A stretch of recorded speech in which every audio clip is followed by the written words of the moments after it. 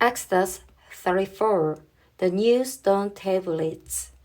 The Lord said to Moses, chisel out 2 stone tablets like the first one, and I will write on them the words that were on the first tablets, which you broke. Be ready in the morning, and then come up on Mount Sinai. Present yourself to me there on top of the mountain. No one is to come with you or be seen anywhere on the mountain. Not even the flocks and herds may graze in front of the mountain.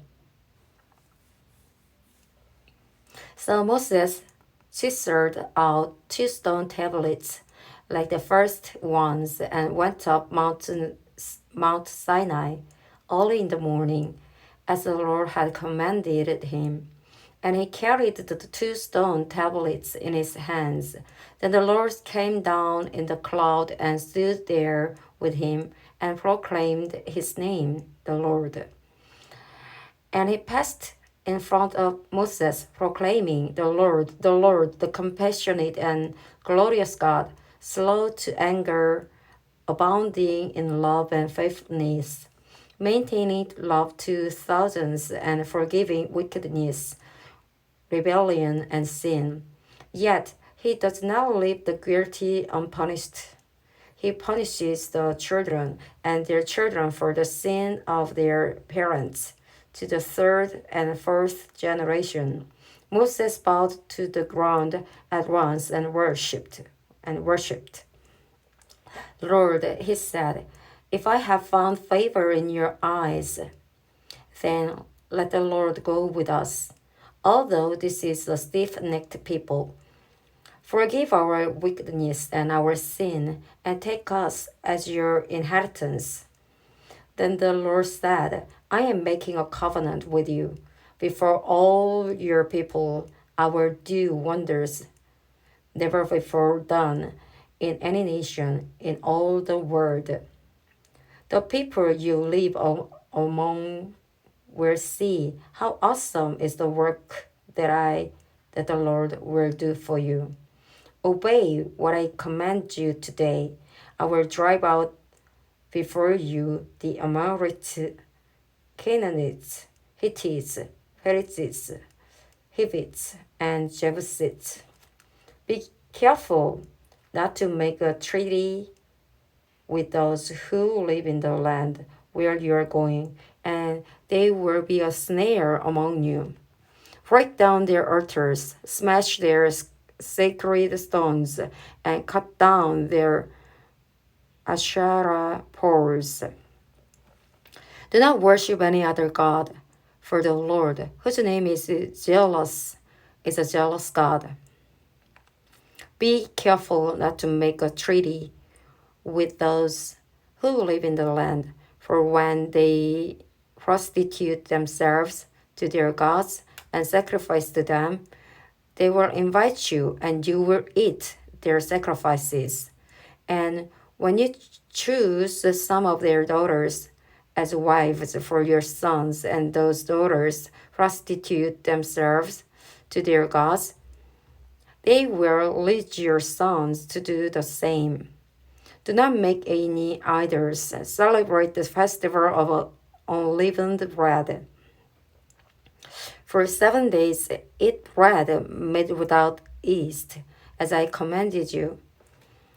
Do this at the appointed time in the month of Aviv.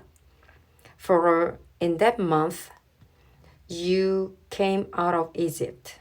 The first offspring of every womb belongs to me, including all the firstborn males of your livestock, whether from herd or flock. Redeem the firstborn donkey with a lamb, but if you do not redeem it, break its neck. Redeem all your firstborn sons. No one is to appear before me empty-handed. 6 days you shall labor, but on the 7th day you shall rest. Even during the plowing season and harvest, you must rest. Celebrate the festival of weeks with the first fruits of the wheat harvest and the festival of ingathering at the turn of the year. 3 times a year, all your men are to appear before the sovereign Lord, the God of Israel. I will drive out nations before you and enlarge your territory, and no one will covet your land when you go up 3 times each year to appear before the Lord your God. Do not offer the blood of a sacrifice to me, along with anything containing yeast, and do not let any of the sacrifice from the Passover festival remain until morning. Bring the best of the fruits of your soil to the house of the Lord your God. Do not cook a young goat in its mother's milk. Then the Lord said to Moses, write down these words, for in accordance with these words I have made a covenant with you and with Israel. Moses was there with the Lord 40 days and 40 nights without eating bread or drinking water, and he wrote on the tablets the words of the covenant, the 10 Commandments. The radiant face of Moses. When Moses came down from Mount Sinai, with the 2 tablets of the covenant law in his hands, he was not aware that his face was radiant because he had spoken with the Lord. When Aaron and all the Israelites saw Moses, his face was radiant, and they were afraid to come near him. But Moses called to them. So Aaron and all the leaders of the community came back to him, and he spoke to them. Afterward, all the Israelites came near him, and he gave them all the commandments the Lord had given him on Mount Sinai.